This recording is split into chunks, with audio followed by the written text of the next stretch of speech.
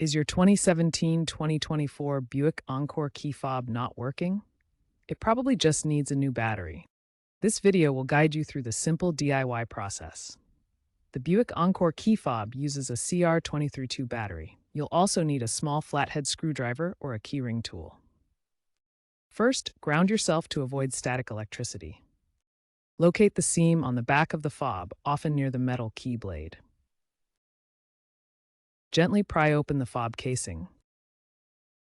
The CR2032 battery sits inside. Pop out the old battery, noting which side faces up.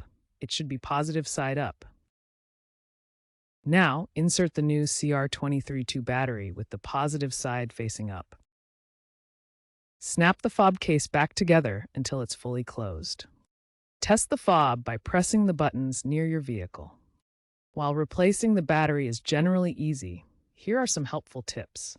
Avoid using excessive force when opening the fob to prevent damage to the delicate circuit board or rubber seal. If the fob doesn't work after replacing the battery, reprogramming might be needed.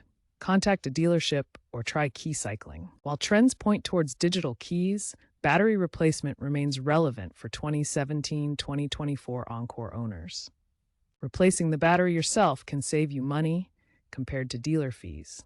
Remember, the CR2032 batteries last 1 to 2 years depending on usage in high-use fobs. If you're still having issues, consider that a damaged fob might need full replacement. If you still can't get the key fob open, consider taking it to a professional.